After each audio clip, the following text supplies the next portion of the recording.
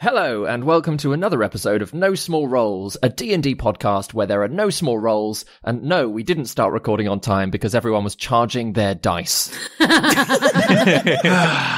really important, David. It's not a thing. You're just angry because we're going to roll so high that we're going to get to do everything that we want to do tonight. One of mine's on 2. It's wrong.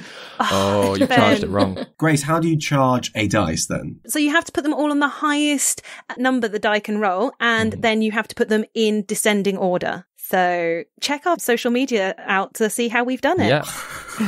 Cool. And listen to the episode to find out if it works. That's the thing. If it doesn't work. When we all now roll natural ones. Exactly, right? Yeah, shit. Because they're on the exact opposite side. So as if we all die, everyone. Anyway, I'm David Knight, your Dungeon Master. You might know that by now. And I'm joined by these people. So say hi, everyone. Wow. Hi. That's so rude. You just made people sound so insulting. No, it's just a word. You are people. Every single one of you is a person. Anyway, let's cue the theme tune. Yay!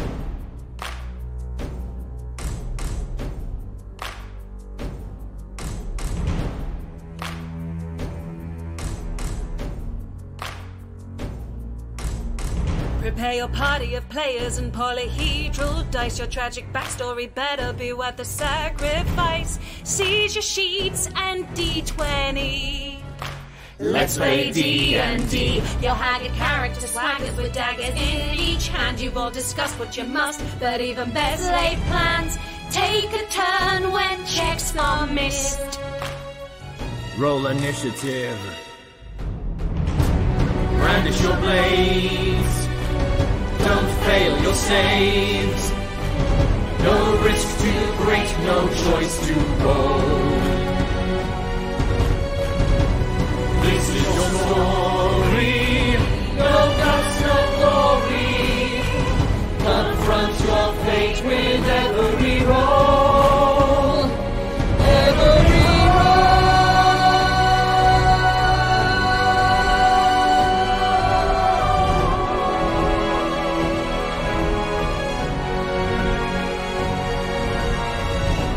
rises inside, one who will pay the price. Their chance of success will rest upon the dice. No risk too great, no choice too bold. This is No Small Rolls. Seeing through Ruana's illusion, the party approached the witch in the woods and found her to be friendly, despite the stories. As she made a stew with Juna's help, the elvish woman told you how she had come to live in the woods and protect the henge, a circle of standing stones blossoming with natural energy. During the night's conversation, they spoke of Krall, his hidden workshop, and Ruana shared the antidote for gallows cough that she'd developed with Dr. Hograd. They slept peacefully, but in the morning, Krall had approached with a horde of undead animals and attacked. The party readied themselves to fight, not wanting to abandon a new friend, but Ruana spirited them away with a summoned wave, teleporting them towards Krall's underground tower. They found the path that assumedly led from Tillisham to the workshop, and climbing a steep hill, found a collapsed entrance into darkness. And that's where you have all gathered. Bessie is tied up at the bottom of the slope. Oh, thank goodness. Thank goodness. I was really worried about Bessie. Don't worry, Bessie's here. But you're all stood looking down into essentially what is a very dark room. The room that you can see is it's dark, it's dusty. You can see that it's damp, and the architectural design inside is very old. Out of all of you, I'd probably say Gwendellyn is most familiar with it, as it reminds you of the architecture near Lake Dravain and Carth. Oh, okay. This is a place that she knows about. It's where rich people go to holiday, essentially. So it's like, it's all old and beautiful. Anyway, lots of vaulted ceilings, faded spiral motifs throughout the walls. Looking down the slope of rocks that has clearly collapsed into the room, you can see it's actually been fortified with some planks of wood. So whoever it is that had come through taking stuff before has clearly, like, made it secure for you to walk down into the tower already. What are you doing? We're going in, right? Yeah, does it seem structurally sound enough, like including that ramp and stuff? Yeah, like you test it with your foot for a little bit and like, yes, take it slow. And yeah, it does seem to be really quite secure to walk down into the room. And that ramp leads all the way into the room? Yeah, like it's clearly that they've put out planks of wood, like to make a walkway down a bit of a landslide, a collapsed roof. I can imagine a mat trim with a wheelbarrow coming up and down this. With a table in it. Just because we've been tricked before with magical security cameras, the arcane eye thing, do you think there's going to be any... I don't know what that camera is.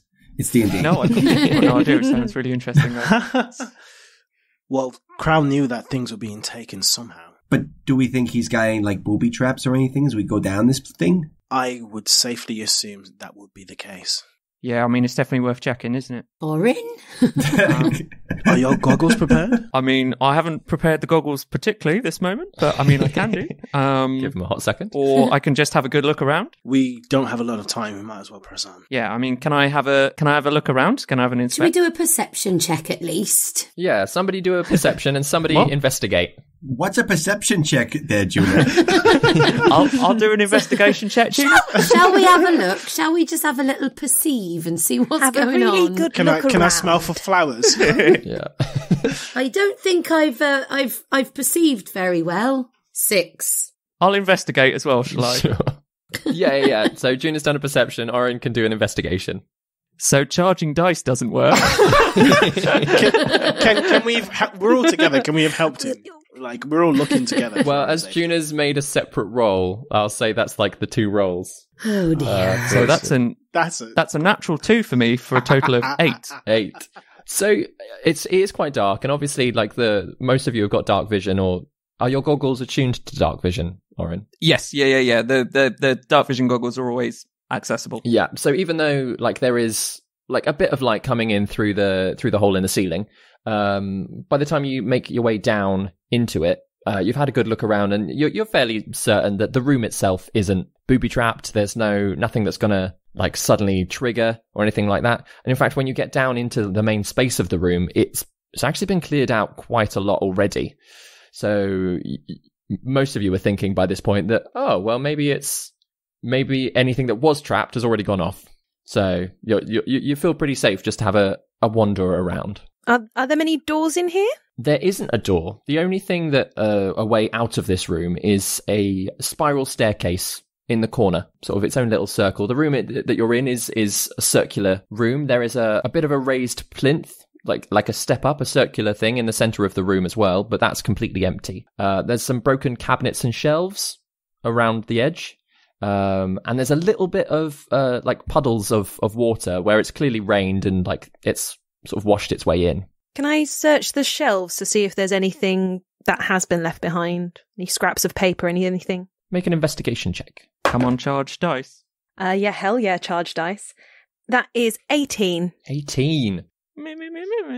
So Obviously, you guys haven't been charging your dice enough. what you can tell from the damage is that it almost looks like something was thrown into this. Ooh. And having a little look at the sort of the debris around, you almost get the impression that there was a bit of a scuffle a while ago, but and all of the wood's been rested and sort of rotted where it is a bit more. But you can sort of picture that perhaps it wasn't as simple as Matrim walked in and just took stuff. There was a little bit of a scuffle but between Matrim and Krall perhaps. But as you're sort of picking your way through the bits of wood, there is one scrap of paper. Ooh. With some writing on it. Can you read Celestial? I can't read Celestial, no. Well. I've just found this piece of paper. It's in some language that I can't understand. Can anybody read this? Enkidu, I remember you said you were good with languages. Yeah, I'll have a look. Yeah, I can. This is Celestial, I believe. What does it say? Can you read Celestial, Enkidu? I can. Cool, in which case I will quickly send over what it says. Okay. The cost in succeeding appears worse than previously thought. Can feel my mind slipping. I can only turn again to potential futures to find a way to undo this divination sickness. And that's what it says. Divination sickness? Yes. Feel my mind slip. So this is obviously written by Krall, I assume. Potentially. Would also explain what happens to Lady Vondel. The side effect of peering into the future. Yeah. Trimpt said that she's been suffering a lot because she's been looking into the future so much, so perhaps Krall is a future version of what she could become. Whoa. Mm. Yeah. And it certainly sounds like, talking to Krall, that he's been looking into the future. He spent years looking into the future, hundreds of years. Divination sickness. So he's looking for a way to undo this sickness. Is that what he's seeking? Well, you say he was looking for power. He was looking to get back to somewhere, to the king. Right, Gwen? Well, yes, he was talking about wanting to bring the king back and that Rumath was the true king. So perhaps he's trying to make things the way they were before his tower sealed him in, because that was something they were saying, that he'd been sealed in all this time. Maybe he couldn't get out. Yeah, whatever it is, he's got that part of him that we need to destroy in this place anyway. Absolutely. Question.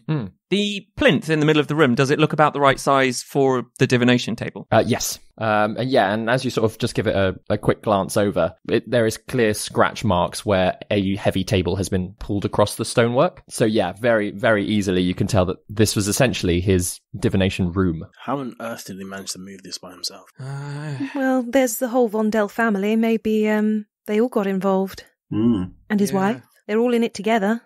And they maybe didn't have to move it that far if they had access to that doorway. We saw it looked like there'd been a cart coming backwards and forwards, didn't it, down the path? True. So, load up the cart and off you go.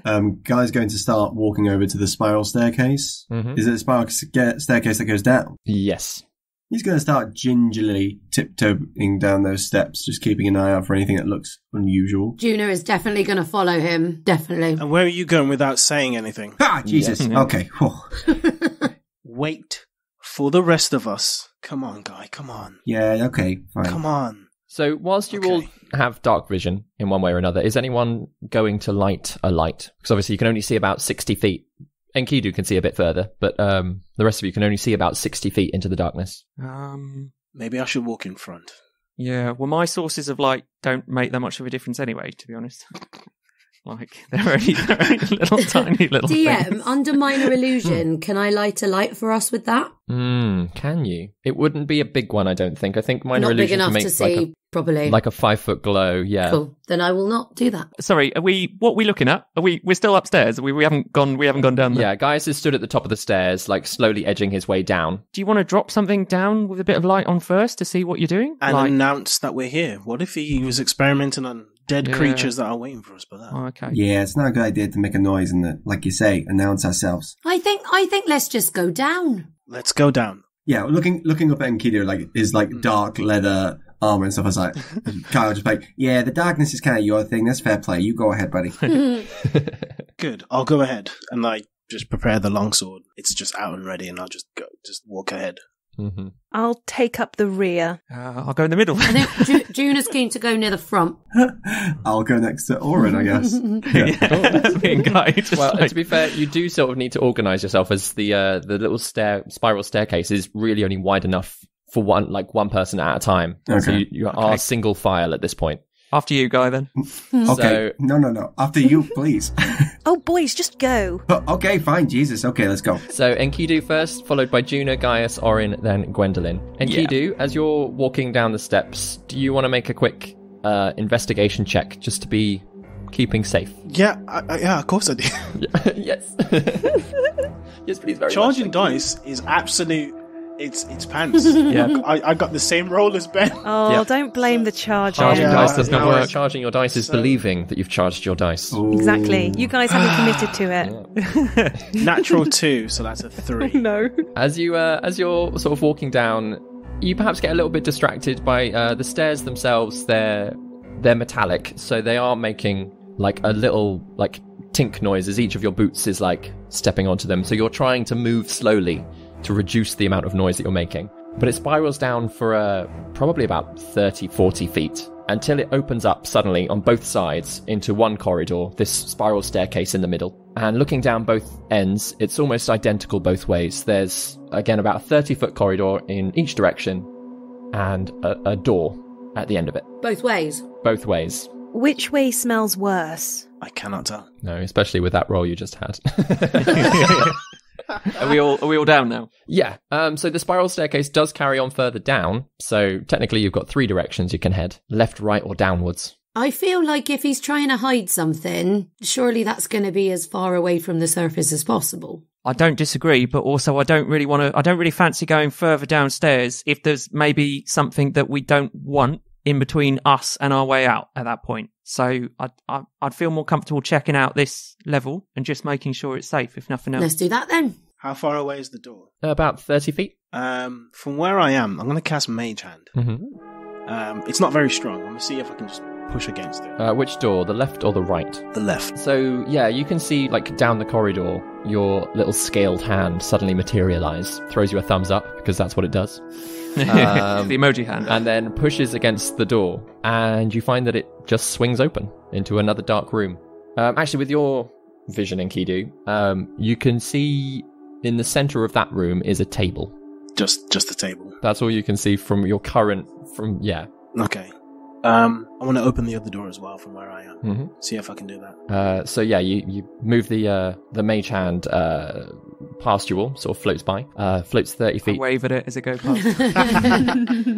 And when it gets to the door in the other direction, that also is pushed open very easily. And beyond that, you can see a few shelves. I'll tell the others what I see. Shelves or table? Shelves? Yeah? I'd go for shelves. Shelves. Let's do it. Could be some books, you never know. Yeah. Should some of us go and check out that table on the other side as well? I think we should all stick together. Yeah, it's probably for the best. But I'm up for searching both rooms. Yeah. Mm-hmm.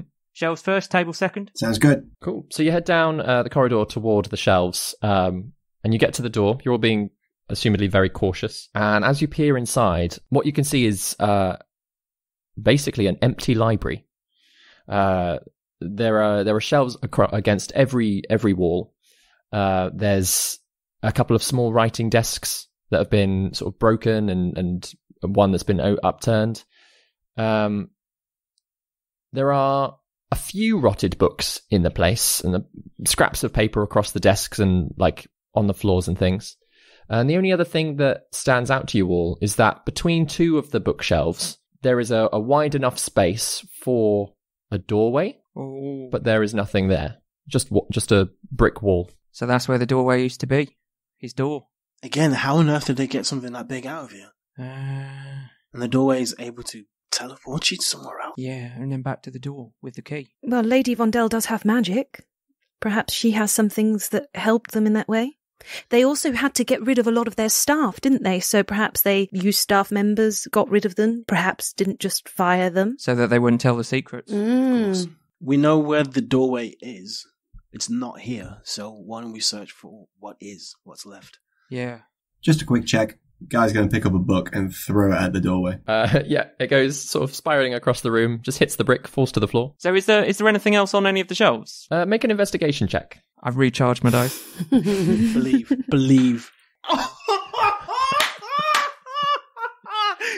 That'd be a natural 20 or 26. Hey. Oh my gosh, I'm so happy. I don't believe in any of this nonsense. Grace has got the We're biggest playing a grin. luck-based game. You need to believe in luck, yeah. Remember that? So yeah, you're very happy that there is nothing else in this room that is a danger to you with a roll that high. And as you start moving through the bookshelves, again, it looks very similar to how Dr. Hograd's office had been cleared out. And the only things that have been left behind are the books that have gotten so damp and rotted that you literally cannot read them. As you are gathering all of the scraps of paper, you do find more and more handwritten notes, though. Oh. Are they in Celestial again? They are all in Celestial. Enkidu? Of course. Would you mind casting your eye over these? Yeah, send it my way. I'll pass over the notes. They're coming to take it away from me. They know. I'll bury myself before I am betrayed. It must be protected. It worked. Leaping forward to witness my own success was a risky strategy, to be sure. But Rumath has his ritual, and I have his favor. Research is being hampered by my own lack of ability. The damned table holds more innate power than I ever will. There is more than it can do, I'm certain. Perhaps, if I were to bind myself to it, could I traverse without having to live out every waking moment? What the hell? Whoa, hang on. So, he traversed without having to live out every waking moment. So he he's maybe found a way that he can just flick in and out of different times without having to. Because when I lived through that whole next day, like and as far as I thought, all of us lived through time normally. Maybe he's found a way to be able to just jump in and out of certain moments of the future without having to live through years and years and years. And because of the sickness, he's never really sure where he is or when he is, because every time we've talked to him, he's always been like, but you were supposed to do this, but not this, but not now, but now this, then that. Is that later? Like reading ahead in a book. Yeah. But like a book where the pages keep changing. And you can just go straight to the end if you want to. Yeah, you can go straight to the end, but every time you go to the end, you get a different end. But also, I don't think he can't have done it because he's still very confused about the times. But he says success. It worked. So he's going in the right direction. Perhaps he's found the way that works, and that's what he's working towards at the moment, making it reality. Yeah, leaping forward to witness my own success was a risky strategy. So But the table brought him back. He can't stay in that future. No. Just similar to what happened to you. He's trying to make that future happen. Exactly. So he's seen some sort of success. But is the success he saw the fact that he was able to leap around in time and he went forward and kind of like cheated in an exam and basically got the answer from himself? I think because he can't stay in any future that he's lived out, the table brings him back. He's been trying to devise a way to just witness this future as we've just surmised. And he has been watching these futures over and over to be absolutely sure of the future that will guide him on that path. That's why he's so confused. I think the conditions he's getting close to the conditions that line up to the future he's already lived through, but he just couldn't stay there. So now he's stuck in the present, confused. Yeah, because he's not got access to his table anymore. Exactly.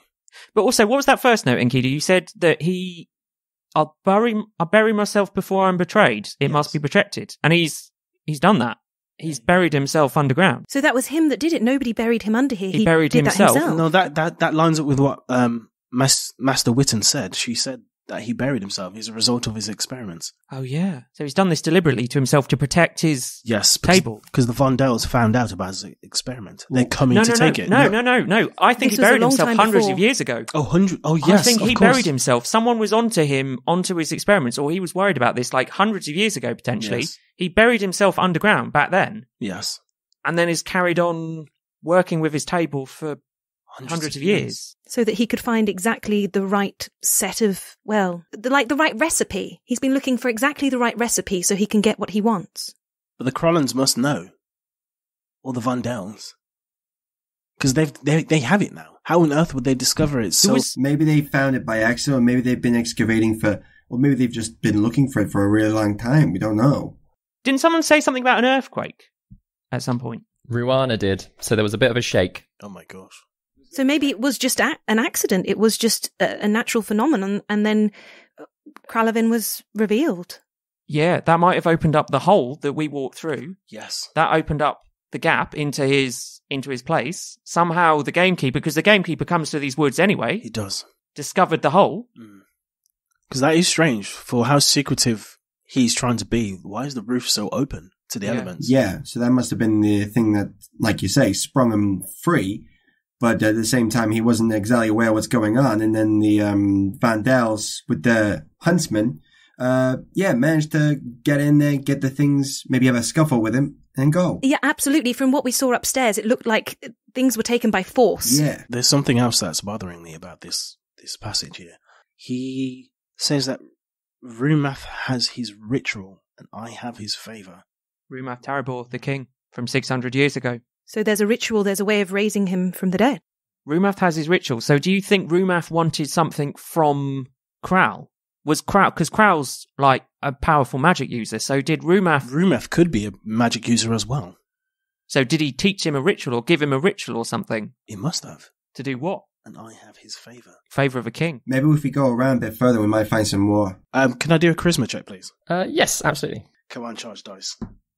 Okay, it's a 16. 16. So as you take a moment, Enkidu, you get the sense of a female voice coming to you, and she says, "His handwriting's gotten worse over time."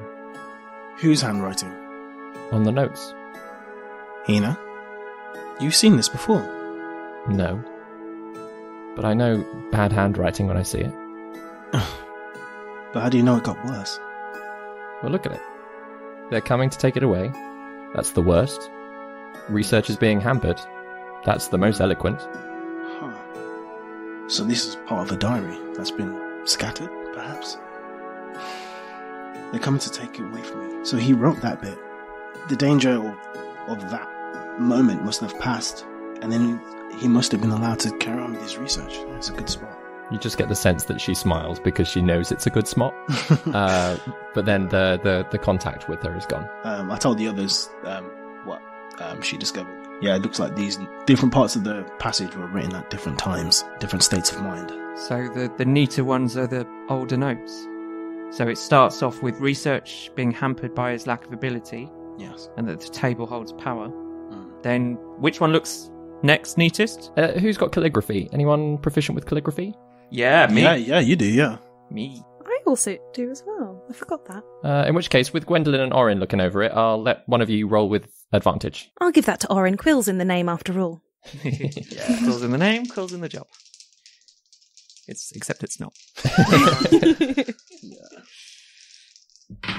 I'm really not sure about this charging up the dice thing. What check was I actually making, David? Intelligence and proficiency. Intelligence and proficiency, thank you. Okay. 12. So, whilst it is hard to tell between it worked, that note, and the note that Gwen had found, the cost in succeeding, you think that it worked comes second out of the 4. And then the cost of succeeding then it's looks third. like it comes next. Yeah. And then they're coming to take it away from me as the final note. Yeah. So it looks like, well, unless we find something in other rooms, like he hasn't written notes since then. Like these are old entries in this diary, as you say, Enkidu. Do you want to read them again in order for the listeners? Yeah, sure. So it looks like in order. Research is being hampered by my own lack of ability. The damn table holds more innate power than I ever will. There is more that it can do, I am certain. Perhaps, if I were to bind myself to it, could I traverse without having to live out every waking moment? And the next part is, it worked. Leaping forward to witness my own success was a risky strategy to be sure, but Rumeth has his ristral, and I have his favour. The cost in succeeding appears worse than previously thought. I can feel my mind slipping. I can only turn again to potential futures to find a way to undo this divination sickness. They're coming to take it away from me. They know. I'll bury myself before I am betrayed. It must be protected. So he was able to traverse without having to live out every waking moment. He was able to almost bind himself to the table. I wonder if there's another entry in, like, the other room. You know, the one across, like, down the hallway? Yeah. Yes. Let's go in there. We should look. We should go. Yeah, definitely. So we can get the whole picture here. Yeah. Nothing else in this room, is there, David? No, beyond the space where the door was, the homeward door. Homeward door. It's what I've been on my notes. Obviously, it's never. I love it. It says homeward. As you always go to the door. DM, sorry, for my notes, Rumeth, Taraborn? Mm-hmm. Oh, it's Taraborn, not Taraborn. Yeah. Cool, I've been saying it wrong. For a change, saying a character's name wrong. Yeah, I interpreted that note wrong. Yeah, Krall made the ritual for Rumeth. So Rumeth wanted this power, obviously, for whatever reason. And it looks like he might have learnt the ritual from using the table in some way. Yeah. But if Rumath's dead, then he must be bringing him back. Potentially. Why hasn't he done it already? He can bring animals back to life. Is it more complicated to bring a human back? Perhaps he doesn't have enough power. Or the body. If he's human, why is he writing in Celestial? Trimpt told us that, Juna, what was it? Trimpt said it's a language Oscan. that... Oh, yeah, Oscan, sorry. yeah. Oscan, Juna, Oscan told us that it's a language that posh people use. Is that right? Yeah, he did, yeah. Mate, is it an older language? Is it an older language, David? Is it like a language used in history? Yeah, it's used in a lot of old historical texts and religious texts and things like that. Is it like the equivalent of posh people speaking French? Or Latin. Or Latin. Oh, yeah. Or Latin. I'm not posh enough to remember that. In real life. I'm not posh enough. I don't speak Latin. You sound like my dad. Yeah, it's a little bit like by using super old English that, like, you know, there's occasionally like groups of letters that you all recognize just from looking at the pages, but you can't understand what it's saying. It's like looking at Chaucer. Yeah. Oh my gosh. Exactly. If there's any like particularly exciting covers that look cool and expensive, Guy's just gonna take one. Yeah, there's some really funky old books that are Yeah. like I say, the stuff that's been left like looks disgusting, but some of it is aesthetically pleasing in its disgusting way. I'll take a disgustingly aesthetic book. Yeah. And I'll just pop that in my bag. Squelch. So you all head out of this room, follow the corridor down, and head past the spiral staircase and down the other corridor. As you sort of peek your way into this one, it's actually very, very obvious very quickly that this room was some kind of alchemical suite. The table in the middle has got some like old like metallic frames, clearly for holding vials and things. There's shelves that are like sort of been pulled down, smashed bottles across the floor, scattered ingredients, and in one corner there's an upturned cauldron as well. There's bits of oil patches and stuff that have stained the floor over time, and the table as well. But again, this place looks like it has been cleared out of anything useful. Is there anything spilt that we, like, any of us recognise particularly? Yeah, I can make an investigation check, whoever wants to. I feel like everyone keeps turning to Orryn to do the investigation check, so I'm going to throw this out. Gwendellyn, you do one. I'm kind of interested in looking at something else in a minute, if I may. Yeah. That would be a 14. A 14. So having had Orryn show you the oils and things that he found, like that milky opalescent stuff used to steal all of the brewery equipment, you can find patches of that around the cauldron. Juna, look at this. This is like the oil that Orryn described. Oh yeah, it looks the same. Perhaps this is where he was making it. Why would he steal a brewery? Because he's an evil bastard, that's why. Well, I don't know that Krall stole the brewery. No. I think Krall's stuff was nicked by Matrim. Yeah. I know, but how funny would that be if he was behind this? We're going to go down the next floor and just find the full brewery. Zombie animals at a bar. Yeah. Just like... just running an undead tavern. Oh my god. I mean, you've been alive for so long, you kind of miss the taste of beer and ale, wouldn't you? I can't wait for the undead tavern. Oh my gosh. Orryn, what is it that you wanted to check? I'm kind of, what I'd be interested in looking at is with the kind of the equipment sort of set up the way it is, if knowing alchemical stuff, being proficient in it, whether I've got kind of any idea about what processes, what kind of stuff. I can obviously see, there's obviously the oil on the floor that Gwen's spotted, but if there's any idea of what sort of processes he was doing or what kind of experiments he might have been running. Make an alchemical check then. Intelligence and proficiency? Yeah. I get a D4. 21. So having a quick scan over stuff, like I say, a lot of the like useful material has been gone, but there was clearly brewing happening and fairly high intense potion making.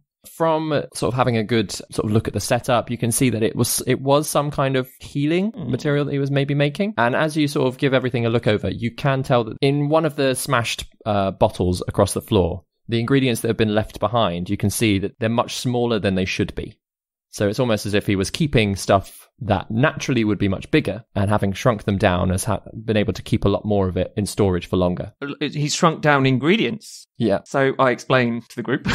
Yeah. So that transmutation oil, that would make sense of that, wouldn't it? Because transmutation could change the size of something potentially. You have been pondering how they carry things out. True. They could have shrunk the divination table as well. Maybe all three or all of the Vandals didn't need to be here. Maybe Matrim could have just, if he knows transmutation magic, could just shrank the table down, carried it in the cart and walked out. Someone said that they when the gameskeeper was walking through the woods with us, that there was something on his belt or on his person that was magical.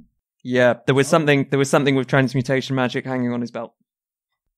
We didn't figure that out, Sid. Oh my gosh. We have mentioned it before. Yeah, I think you have. Yeah. Yeah. If not, the audience definitely has got it by this point. The audience have got everything. Like they're just. Oh my gosh. I was going to say shouting at their radios, but I don't think that's how this works. No. Juna, as everyone is sort of like moving around the room investigating stuff, you're looking at like a different patch of oil across the floor, like trying to like trace whether or not it's been anywhere else. And as you're looking at it, it just moves slightly across the floor. Oh! I don't mean to alarm you, but this piece of oil here has just moved across the floor.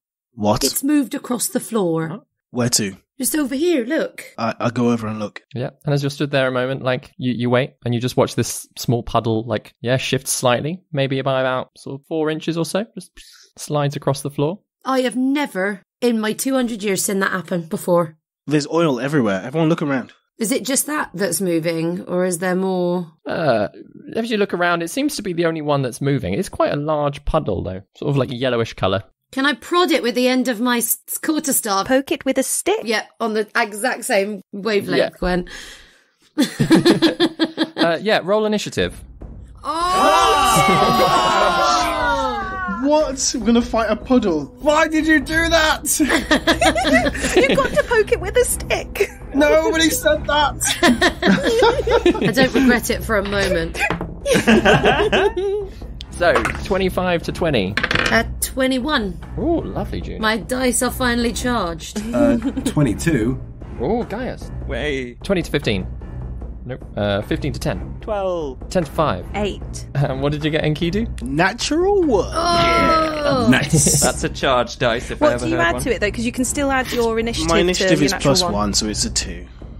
That's a little bit better. A bit better. A little bit. So, as you sort of poke it with your stick, Juna, this whole puzzle just starts, like, bubbling up quite aggressively in front of you. So the room as it's laid out, it's a square room. It's actually only about sort of 20 feet across. So there's enough space for everybody to move around, but there's not a lot of space otherwise. There's a table directly in the center. The door is to your left, and the puddle is in a corner to your right. So, Juna, you give it a poke. It bubbles up. Gaius, what are you doing? I am going to back up and be quite alarmed by everyone being all alarmed and shocked, and then I peer around Juna's leg and just see a puddle and go, what? Okay, well, it's just a bunch of stupid piss.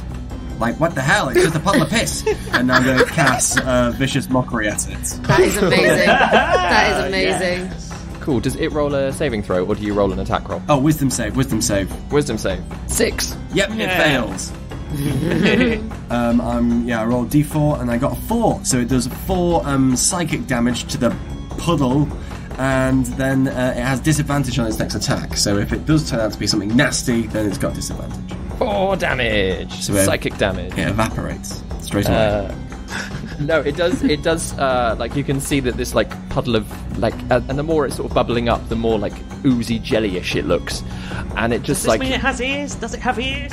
Well, Yeah, it feels quite embarrassed and ashamed by that comment, so it just gives a little shudder. An embarrassed jelly.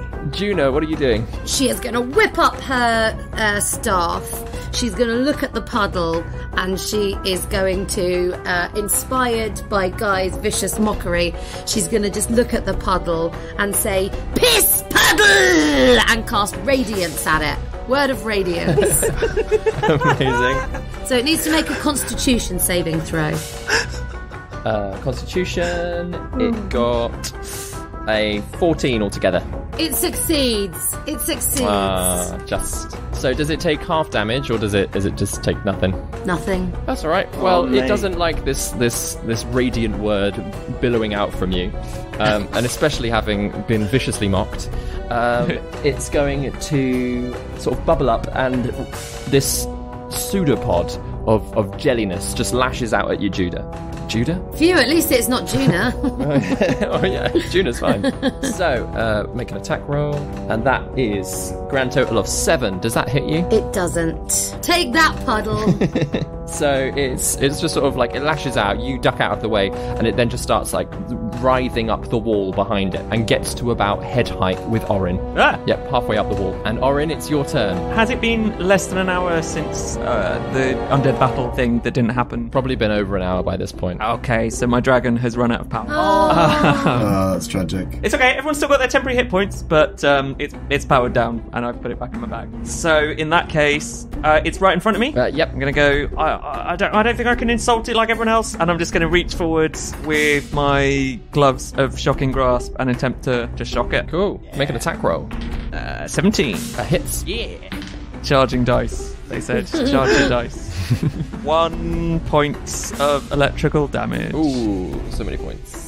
I mean, now you're just, like, blaming the charging of dice, but... Yeah, it's made it worse. You don't know that. I mean, it could have all been natural ones from if the dice are being naughty, put them somewhere where you can't use them. Tell them off. Put them in jail. Put them in the dice jail. Technically, it now can't start reactions until... It can't take reactions until the start of its next turn. Amazing. Ooh, that is helpful. Yeah. Are you moving anywhere? Have you got a bonus action? So it's just sort of in front of me now? Yeah, so it is within 5 feet of you. But you can't take reactions. Yeah, it can't take reactions, so I'm just going to get away from it. And I'm not going to use the bonus reaction. Bonus action. Just back up to the other side of the room. It is then Gwendolyn's turn. Right, so I am going to use grace and poise to compose myself thoughtfully before I attack it so that my efforts are not in vain. So once per turn I can spend a key point to add my wisdom modifier to an ability check or attack roll. Whoa. Just to check, David, I'm adding that on top of all the stuff I already put in. Yeah. Fabulous. So it doesn't look very pleasant, so I don't want to touch it myself. So I'm going to slash it with my spear. Not as a monk weapon, but just to slash it. Can I still use it like that? Yeah, absolutely. Because I don't want to touch it. So I'm going to do that. That is... What do I add again? I've forgotten everything. Dexterity, proficiency, and your wisdom as well, because you use grace and poise. So that's a 10. So 10 hits. What? Oh my But what you God. notice is as this spear sort of like slashes across it, it just sort of like parts the jelly. And as soon as you've done with your attack, it just sort of folds back into each other. So it doesn't take any damage. Not from slashing, no. I don't want to touch it, but... So she very, kind of hesitantly goes, oh, that didn't work. Fine. I'm going to punch the goo. So she punches the goo. Cool. Make another attack roll. Okay. Oh, no. Read my 6 upside down. It's a 9. That's what upside down 6 is. So, a 9 plus 5. So that's a 14. 14 hits, yeah. Yay! Does it get any damage? Yeah. From bludgeoning is fine. Okay, slashing's not the thing. Okay, cool. Yeah. Lesson learned. So that is 5 points of damage. Amazing. Yeah, so as it's like up against the wall and you just like the slash from your spear hasn't worked, so you just like punch straight into the stone, and there is a weird like you can feel the stonework underneath it, but you can see that the whole jelly just sort of shakes a little bit, and that has at least damaged it somewhat. Are you moving anywhere? I'm going to stay within range, but take a step back. So Enkidu, it's your turn. Anyone directly in front of me? Probably with the spacing of everyone up against the walls. You've got Gwendolyn and Juna roughly in front of you. Gaius and Orryn have backed up a little bit. I'll circle around so it's a clear shot here with the Eldritch Blast. Oh, that's not bad. It's 11 to hit. 11 hits, yeah. Yeah, cool. Do your damage. Good thing you charged those dice. I'm getting so many evils via Zoom right now. Yeah, alright. 11 points of force damage. 11, amazing. So yeah, again, you see the sort of as your Eldritch Blast hits the this thing against the wall, the whole thing just ripples and shakes with the Eldritch force. And that brings it back up to Gaius. Okay. Gaius is going to turn around, try and get a clear shot of it. No one seems to be hurt. He doesn't have anything punchy. You know what he's going to do? He's going to throw a fairy fire at that. So he'll whip his lute around and strum a chord, and that chord will ricochet off the walls and then hit this jelly. And then hopefully, if I cast it, then it means it needs to make a dexterity saving throw. Because if it fails that, then it's lit up like a Christmas tree. 13. 13 is my dex. Is my save. No bother. Oh, so it just succeeds. Yeah, the jelly defeats my spell. Oh, Guy, you weren't ready for that jelly. Yeah, fuck you, Flubber. I really appreciated that, Grace. You can see the fairy come out and all of the dust and magic spiral across the wall and scatter everywhere. But nothing sticks to this thing. And unfortunately, as the dust fades, the jelly is just left against the wall. It is Juna's turn. I have 2 questions. How far away is the table, and how much does it weigh? What? So the table is in the space behind you. 5 feet from you, but 10 feet from the jelly. It is... I don't know. How heavy are you looking? It would be nice if it was £5 or less, but I don't know how How heavy 5 pounds I think is? the table itself is probably heavier than like that. a box of cereal. Yeah, but but there's some stuff on the table that you could definitely Okay, use. what's on the table? What are we talking? There's That's like about some- £5. There's like some like metallic armature that's like clearly been used to hold vials and things like that. Yeah, that- I'll take some metallic armature and I will catapult that armature straight at the goo, please. So you So need it to makes make a dex save throw, please. And that is a 13 again. Yes! It fails! Yeah! Oh! Yeah. So, okay. 11. Woo-hoo-hoo! 18 points of bludgeoning damage. Whoa! And just for flavour, under her breath, she mutters, "Yeah, piss puddle."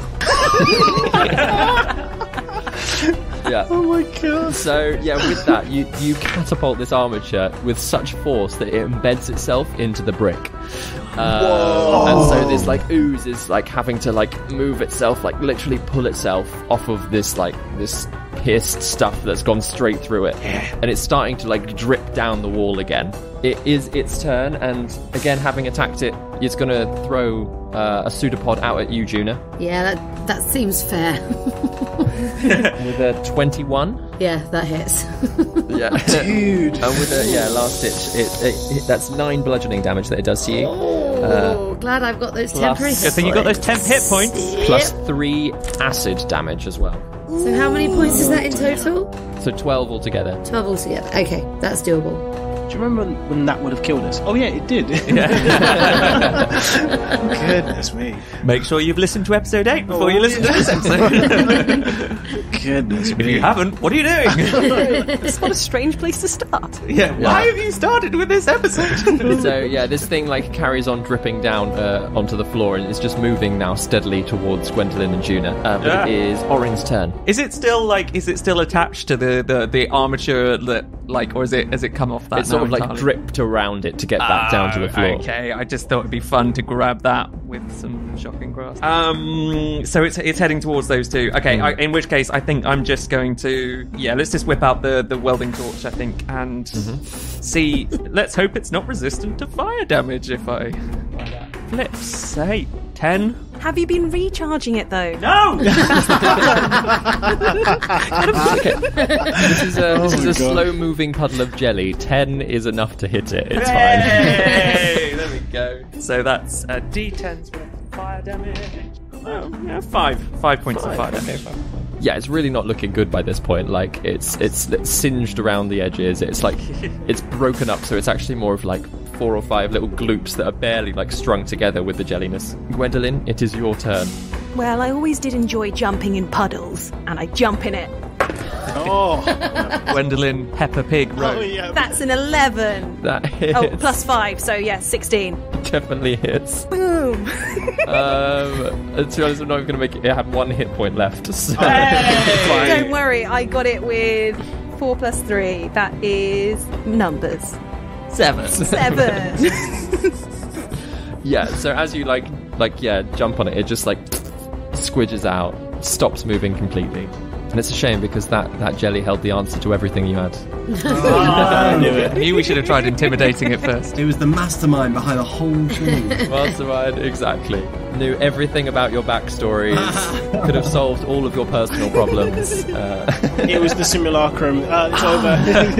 It was Rumour Terrible. It was Rumour, yeah. Jelly form, yeah. Go out the fridge. There's a nervous laughter amongst us because we're all doubting whether that is true or not. I know, right? Yeah, exactly. I mean, yeah, we don't trust David anymore. That's funny. So the thing is completely stopped moving. And like the sudden flurry of activity amongst you all, like you have a moment of calm. You do have like ochre jelly like riding up your boots now, Gwendolyn. And obviously you've got a little bit of it on your hand as well. Ew. She kind of like tries to wipe it off onto the table a little bit and just like, you know, she wouldn't mind if it was actual jelly, but this stuff, it's a bit gross. Mm-hmm. Mm. Like none of the other oil looks like it's going to turn into a jelly and start attacking us, does it? I don't think so. Yeah, no, it doesn't look like anything else in the room is moving in the same way. Ugh. Let's get out of here and keep going down the further steps. I think you're right, Guy. Let's do exactly that. Do we spot any more bits of paper as we're leaving? Make a quick investigation check. That is an 18. Charging those dice. No, actually, this room has been much more cleared out than the others. There's no scraps of paper anywhere. Right, okay. I think let's go downstairs and we head down the spiral staircase. Deeper. Hello, delightful listeners of No Small Roles. As our party ventures deeper into the tower, I thought I would just check in. You know, just see how you're doing. Check that you're following us on social media, where you can find pictures of our charging dice. Oh yes, but not just that. This week, very excitingly, we are going to be sharing the line art, that means not coloured in yet, for our official character designs by Sophia Murphy. Yes, you are finally going to see what our characters look like from our collaboration with Sophia. The images are fantastic and we are so excited to share them with you all. If you want to follow Sophia on Instagram, she is at Sophia_comic art. She has also been doing some incredible artwork for Arttober. Now, for those of you who follow us on Instagram at No Small Roles, you may have noticed that we have been sharing people's Arttober responses in our stories. So if you want to go and check those out, you can, I've highlighted it on our social media, so you can just go to the highlight and you can see all of the wonderful responses we've had to our Arttober prompt so far. We're all having a lot of fun getting involved with it. I may be slightly behind on the drawings myself, but you know, that is a way to participate in Arttober. If you too want to join in my ad hoc style, then please do, and use the hashtag ArttoberNSR. And then we can see your art and we can share it on our stories as well. Don't worry if Instagram just isn't your thing. We will also share some of our favourite Arttober responses on our Twitter at No Small Roles and on our Facebook page, and you can find us on Facebook by searching No Small Roles. Remember, we spell rolls ROLLS, like rolling a dice. As always, if you are enjoying the show and you want to help it grow, please recommend us, rate us and review us on places like iTunes, Facebook, I don't know where else you would review us. I think I've heard people do reviews on places like Stitcher, like wherever you want to review us, even if it's just, you know, a review that you write and stick in your toilet so you've got something to read when you go to the loo. You can do that. We'd appreciate that. So yeah, all small gestures are very much appreciated. That's all from me for now. Let's take you back to the tower.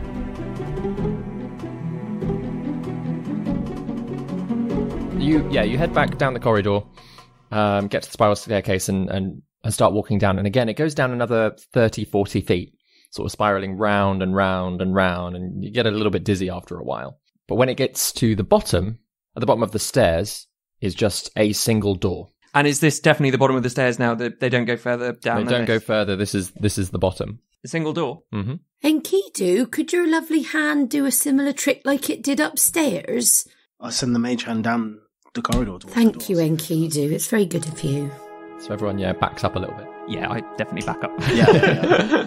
The mage hand sort of floats past you all, gets to the door, and again, just pushes it open. Even from as far back as you are, the smell from the room hits you, and it is quite disgusting.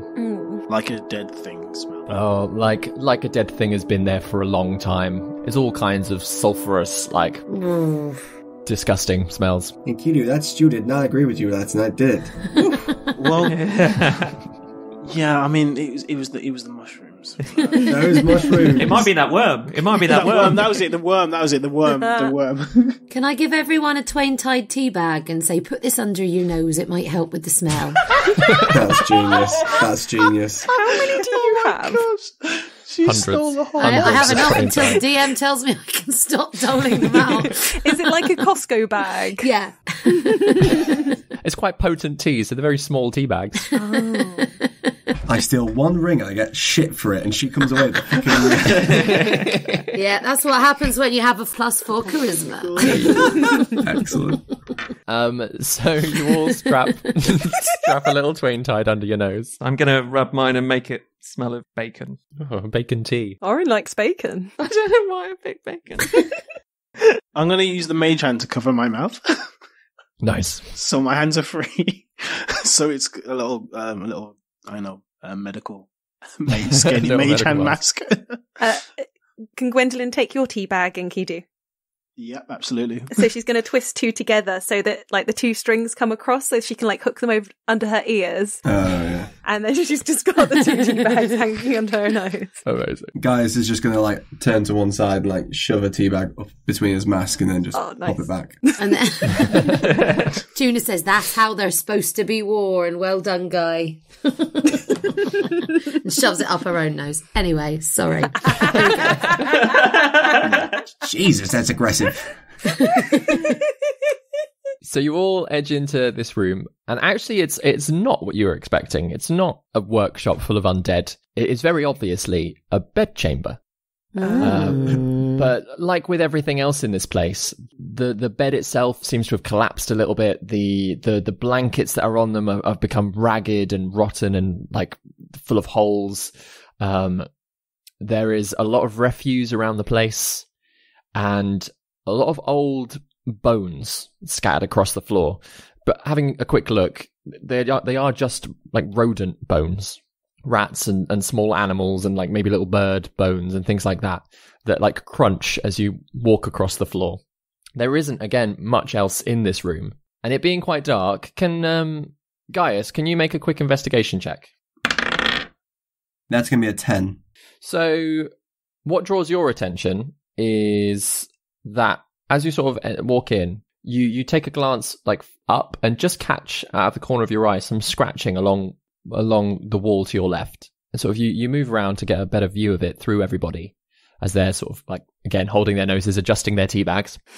And you can start to see like scratched lines between letters across the walls. Mm-hmm.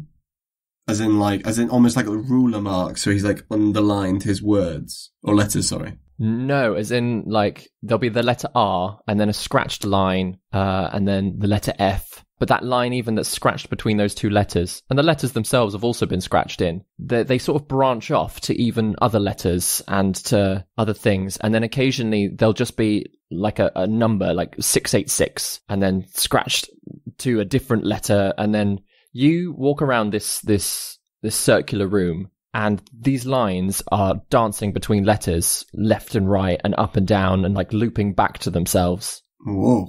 Hey guys, come over here. What do you think of this? Perhaps after he started to go mad, he started to scratch down the branching timelines that he witnessed. Perhaps. Oh, timelines. Yeah, I was wondering if it was like family tree or something. Family tree. Well, like, I just thought of Rumath, that's all. Right. What about the numbers? It's weird he'd scratch a wall when he's got some paper, like a whole library upstairs. Maybe he was trapped in this room. All the refuse and stuff in here. Maybe because it's such a big thing. I mean, it's covering the whole room. He needed it to be big enough. A book wasn't enough. He needed to see it all mapped out. Is there any chance of like looking around for any like hidden compartments where he'd keep things precious in his bedroom? Any like nooks and crannies which like I would know that people keep like, you know, their precious things, you know, hidden little hidey holes are away. Yeah, make an investigation check. David, can I start fiddling with my goggles as well? Yeah, absolutely. It's going to take some time. That's going to be a 16. So as you're moving around the room, firstly, to confirm your theory that perhaps it is some kind of like map of events, you get to a point that there are 5 letters scratched in together, and they are G, O, E, G, and J. Those are our names. Oh, shit. And there are then loads of lines coming off of each of you into different directions. So you're like, okay, that is what this is. But as you sort of continue to search Gaius, there is sort of tucked away with the bed more in the center of the room, as you sort of like edge behind it, there is a small alcove tucked there. Enough to fit like 2 people stood next to each other, actually. Mm-hmm. And in the center of this little alcove, there is a plinth about waist height with a handprint on it. Hey, guys. Yeah, looking up from my goggles. A little voice inside my head's telling me to put my hand here, but another voice is telling me louder to tell you before I do this thing. Come over here and look at this, please. Does that voice sound like Enkidu? Maybe. What do you think, guys? I think one of us should probably push it.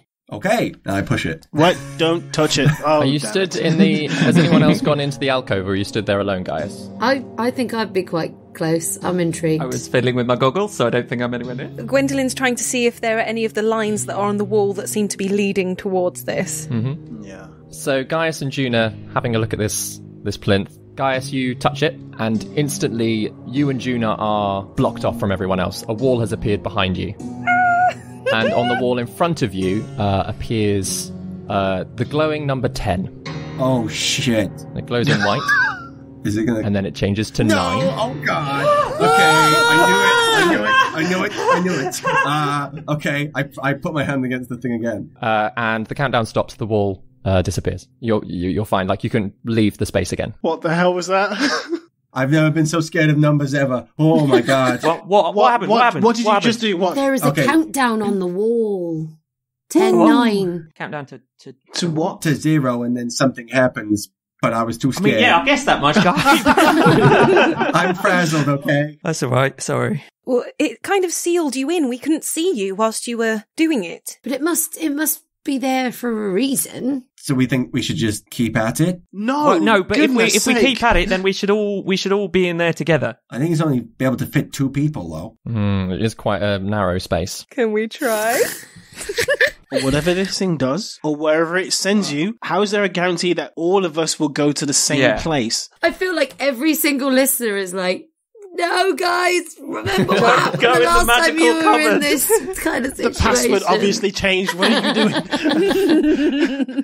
Okay, well, hang on. I've started fiddling with my goggles. Can we wait like 5 minutes till we go into the Certainly. magical cupboard? Yeah?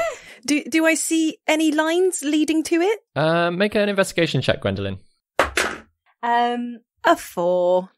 No, again, it's just a lot of letters and the occasional number.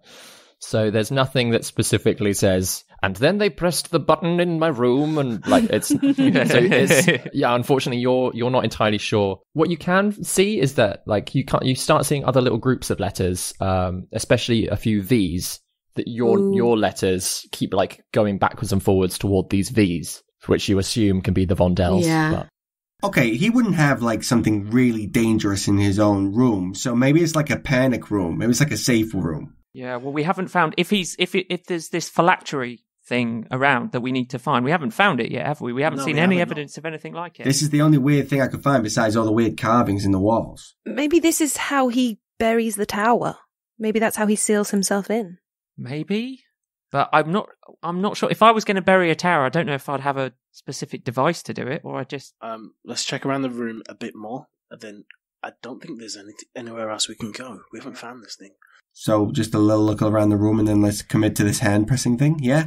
Yeah. If you give me a couple more minutes as I fiddle with the goggles. See if there's any more diary entries in here. Yeah, that's what I'm looking for as well. We like ruffle through the bedclothes. yeah, Enkidu, you can make an investigation check with advantage. Whew, I need to have a sit down. I wouldn't sit down on the bed. It looks like it's collapsed. Not bad. The highest one is 18, minus 1, so that's 17. 17. So you do brave the bed sheets and like start pulling them aside and like going through the disgustingness of it all. There are no scraps. You're quite certain. No more notes or anything in this room. Yeah, there is. Yeah, beyond. This is clearly somewhere that he has slept, eaten, and pissed and shat everywhere. Oh. Because the rest of as you sort of then think back, the rest of the other rooms that you've been in have actually been fairly clean for what they were. So this is clearly where he's just gone, there, I'm a person. Having like seen more of this tower, does the style of it at all remind me of what I saw underneath the tower at the Vondells? Like, is it more like that sort of style? No, not at all. Okay. So, if anything, it reflects more the style of the folly itself, because that was made up to be in an old style. But no, underneath what you've seen, the brief glimpse of the corridor that you saw of the bunker, that was much more of a modern style, reflecting what the actual manor house looked like. Right. Just wanted to check. Yeah. Whew. Okay. Let's do this. Okay, well, hang on. Just before you get in the magical box thing, if 10 minutes have passed, David, Yep. can I look around with my goggles now set to magical detection, and in particular looking at this weird room thing, 2-person room thing, but obviously having a sweep of the rest of the room as well. So having a quick sweep of the rest, there doesn't actually seem to be anything magical in the room. Nothing is pinging up at all, apart from this plinth. And as you sort of have a look at it has a conjuration effect to it. Okay, so that could make something appear or disappear, do I think? Yeah. Well, that explains how we couldn't see Juna and Guy when they stepped into that room. Well, yeah, it made a wall appear for a start, and then maybe it makes someone disappear after it's finished counting down, and maybe reappear somewhere else, like a magical lift. What's a lift? Don't know, just made it up. You are the god of invention, after all. It's a little something Orryn's been working on in his spare time. I am so intrigued by that. It's got to do something, hasn't it, Guy? Yeah. Let's do it. Let's do this thing. Okay, quick. Do we all try and get in together, or do we take turns? Or Don't think we can all fit. Guy, Yes. if you want to go, I strongly suggest that either Gwendellyn or myself be the ones to go with you. Okay. I look over at Juna. What's wrong with me and Juna? Well, your abilities are, better at keeping things away. What if we pop up into something horrible and we have to throw down right away? Yeah, no, I'm fine to be second. should we try and see if we can all get in together? Just for the fun? Gwendolyn edging closer and closer. Let's do it. Trying to get up on the plinth and bending round. So because it's between the back of the bed and a very small space beyond that, it is very difficult. It's essentially a 5-foot space for everyone to try and squeeze into, with a plinth there as well. I will say that if Juna is in there, then Orryn can also be in there because he's the smallest out of everyone. But Enkidu and Gwendolyn are quite big. Yeah. So we're going to have to do 2 trips. Hopefully it's a trip. Well, Gaius, we came into this together. Yeah, let's do this thing. Let's do it. I'm just revving myself up, banging my chest, here we go. Gwendolyn's very, very nervous. I'll stay with Orryn then. As she steps in, Juna touches her on the arm and says, "It's all going to be all right," and gives her guidance. D4. Thanks, Juna. So Gaius and Gwendolyn step into the space. Orryn, Enkidu, and Juna, you sort of edge your way out, but you have a moment that you're okay, we're going to be ready in case we hear anything bad happen. Yeah, I'm going to keep the goggles of magical detection on because I want to watch what happens through the goggles as it happens. Yeah. Gwendolyn is holding a dart at the ready in her hand. Nice. Gaius, are you ready? Yep. I press my hand against it. And again, the wall appears behind you all. Orryn, from your point of view, you can't see anything. It's incredibly thick, this wall that has appeared, actually, to the point that even the plinth beyond, you lose sight of that. Vanishes. Yeah. The number 10 appears on the wall in front of you. Guy does a dance move. And it changes to 9. He does another dance move. To 8. Different dance move. 7. 6. And then a red 5 appears. Oh my gosh. Oh, that doesn't look good. 4. Come on, baby. Come on. Gwendolyn holds Gaius' other hand. 3. It's going to be different people who die this time. 2. 1. The number vanishes. And 5 mirrors appear on the wall instead. 3 of them have been smashed. One of them has been scratched into, and it just says, "Do not trust." And the last is just shadows, moving slightly. And then 2 white pupils appear in the darkness, staring at you. I don't like this. Oh my gosh. Do we recognise the eyes? Nope. You see them narrow slightly. An uncomfortable smile appears in the darkness as well. Oh. and that fixed expression is just staring at you from the wall. Is this how he was able to try out the different timelines, perhaps? Perhaps, does these mirrors look anything like the divination table you saw, Gaius? Do I see any markings or any similar runes or anything around these mirrors? No, they've just got very simple sort of golden frames. And the only really way that you can tell that they're mirrors are those that have been smashed are showing the reflections of you. But the others, obviously one is showing shadow, the other one is whatever's beyond it is completely obscured with this writing. Okay, so there's three that are smashed. I'm just gonna stand in front of one of them. So yeah, you move around the plinth, and there's not a lot of space between the plinth and the wall there. And you're peering into it, and it is just a reflection of your own face. Okay. Gwendolyn's kind of transfixed by these eyes and just looking at them and trying to figure them out. And as Gaius has moved around, just one of the pupils has followed him, just slightly, just twisted in its socket. The other one seems to be trained on you, Gwendolyn. And there's no way back from where we are? The plinth is still in front of you. What if we press it again? Or do we want to try and, I don't know, see further into the mirror somehow? Well, I don't know, there's this mirror with the scratches, and then there's this mirror with the creepy face. I mean, can we interact with them? Hello? Both of the pupils drift over toward you, Gaius. Just stare at you. Oh, you have nice eyes. Hey, how you doing? My name's Guy. What's yours? There's no response. Not a talker. Okay.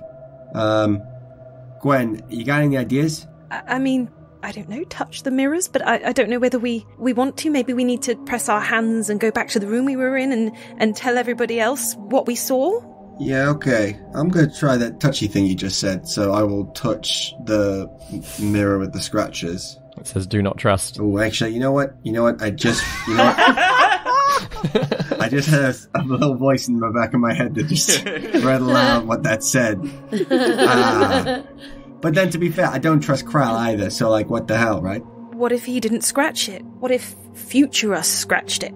I don't understand this time travel stuff. Yeah, okay, alright, I'm feeling nervous. Let's let greater minds decide this. Okay, so I'm gonna try pressing the plinth again and see if that sends us back. Yep, on we get. Straight away, the mirrors disappear, the wall disappears. You've got free access back out into Krall's bedroom. Oh, it's such a relief to see you. You're back. Okay. Oh. What? Gwendolyn tells them everything we just saw. So it kind of seems like there's two choices, maybe? Did the scratching on the mirror match this scratching on the walls here? Did it, DM? Yes, it did. Yes, so it must have been Krall's writing. And what was scratched on that mirror? It just said, do not trust it. Do not trust. And curiously, it was written in common. Oh. Oh. So potentially not a message to himself, a message to us, but then, because he will have seen that we've come here, won't he? He'll have certainly seen that's an option, that in one possible future we end up here, yeah. And maybe he doesn't want us to trust it, but actually that's what we should trust. Yeah. And there was those two eyes as well, that disturbing grin. And they were just looking at you, they weren't doing anything, they weren't... One of the eyeballs could dislocate and look at both of us at the same time. Yeah, it's a neat trick. So there's something looking back. Yeah, there's something in there. Enkidu, Orryn, shall we go and have a turn? See if you see the same thing as us. Yeah. Perhaps you'll see stuff in the smashed windows that we didn't. Maybe we each have a mirror. There's 5. Go. There were 2, I want to know. yeah. Let's go. 3 smashed mirrors and there were 2 of you. Yeah, Okay, let's have a look. So Orryn, Enkidu, and Juna squeeze into the space. Orryn, you are essentially having to like sort of push into Juna so that you the two of you aren't. Sorry, Juna. Sorry. Who wants to press the handprint? Me, please. Yep, she presses it. And the walls appear. The countdown starts. It counts down from 10 with white glowing letters, and then when it gets to 5, they turn red. Oh, which it's exciting. carries on counting down. I really don't like this. Obviously, the guys of the other two have warned you about this, so you're like, oh, okay, we sort of know what's coming, maybe. Can they hear me playing the countdown theme tune through the wall? And as the last number fades, 5 mirrors appear, and it is exactly as the others have described it to you. 3 smashed, 1 that says "Do not trust," and 1 shadowy one. Interestingly, whilst the others said that the face had appeared whilst they were stood there, it's already there when the mirrors appear for you 3. Is it within 10 minutes of me activating my goggles? Yeah, I'll say so. Can I have a little looky look? Yeah, each of the mirrors is giving off a transmutation aura. Hello, eyes. The pupils sort of drift over to you, Orryn. Whoa. It's nice to meet you. I speak in Celestial. Identify yourself. The smile widens even more. And then it sort of backs up, it fades away, It disappears. and then it comes running into the mirror, and the whole thing just shakes a little bit, as it's clearly just run face first into it. Oh my gosh. Can we see it more clearly now? Do we see features? Oh no, it backs up again. And it comes running into the mirror again, hits it, like the whole thing shakes. Let's leave now. Back Back to the room. Wait. We haven't found everything out. Before it kills us. We Wait, don't know what it Backs is. up again, and you can just hear it's this inside little... the mirror. And it comes running into the mirror again. Oh my gosh. What do you want? I shout at the mirror. They come. I said identify yourself in Celestial. It doesn't say anything back. After the third time it's run into the mirror, it just sort of, you can feel that it's pressed its face up against it. But beyond the pupils and this grin, there are no other features. It is just shadow. But you can feel it like sort of pushing against the mirror and just staring at the three of you. Do you want to get out? I want to talk to it. I can make this with disadvantage because I'm shitting myself right now.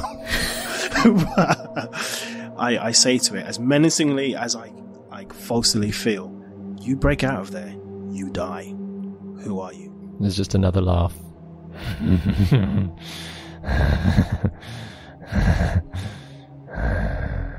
I think we should leave this thing alone.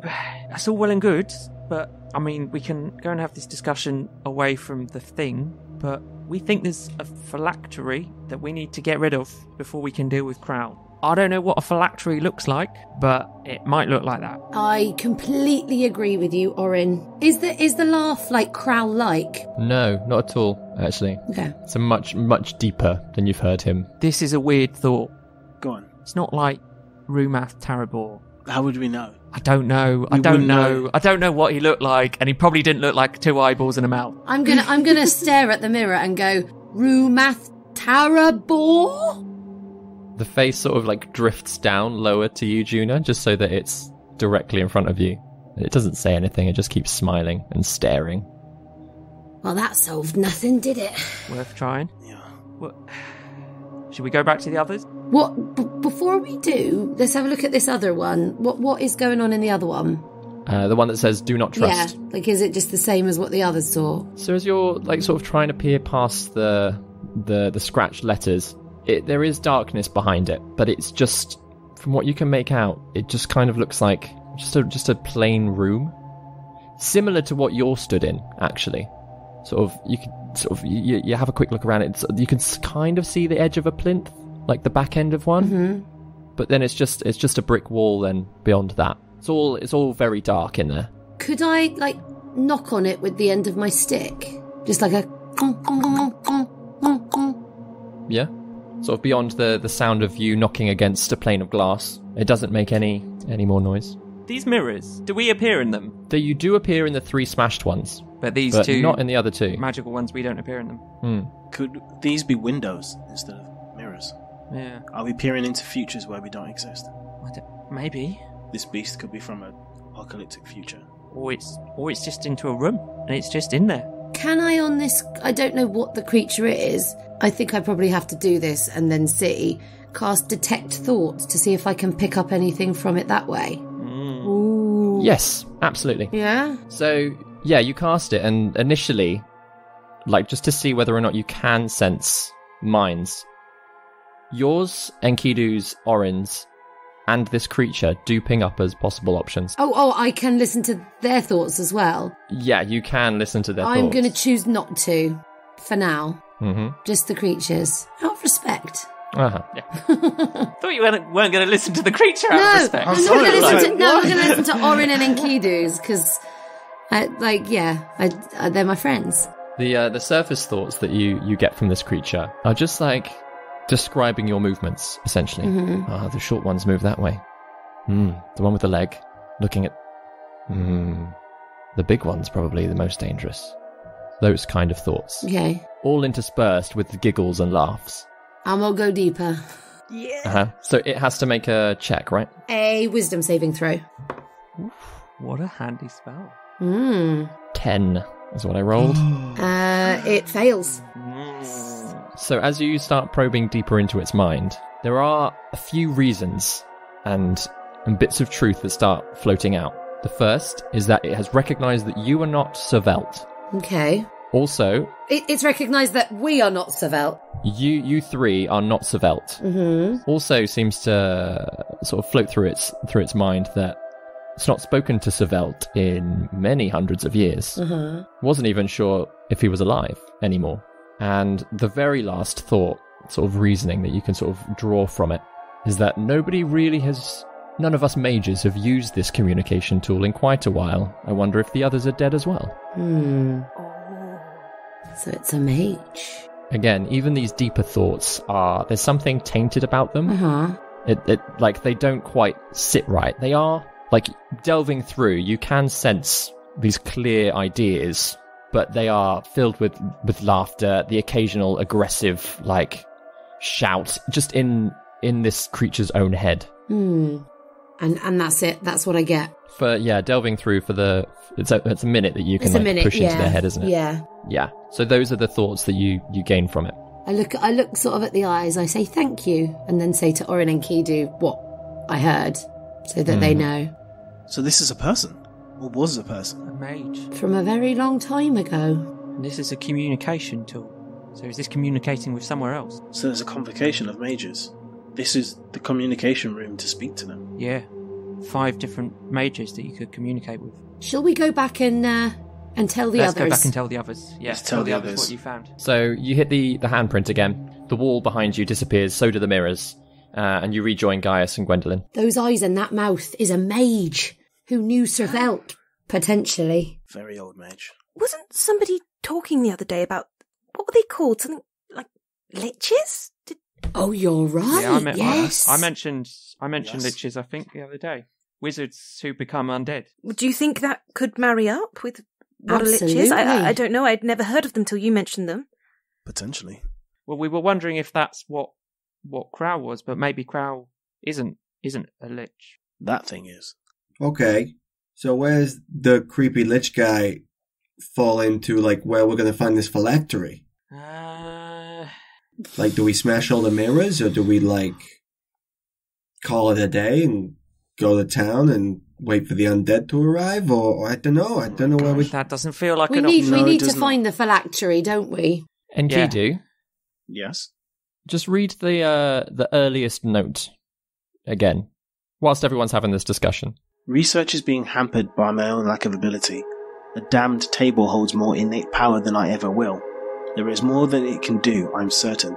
Perhaps, if I were to bind myself to it, could I traverse without having to live out every waking moment? He said he needs to bind himself to it. Maybe it is just parts of him. Maybe that's a part of... Holy shitballs. What if the table is the phylactery? Oh. He's bound himself to the table. Oh, my sweet Jerry. And that's where we're in tonight's episode. Oh my god. Oh, no. We're going to have to break into that place again. Oh my god! You have been listening to David Knight as your Dungeon Master, Ben Galpin as Orryn, Chris Watts as Gaius, Darrel Bailey as Enkidu, Grace Kelly Miller as Gwendellyn, and Vicky Gaskin as Juna. Original music by David Knight. Please tell your friends, subscribe and follow us on all the social medias. Thank you for listening to No Small Roles. Anon for now.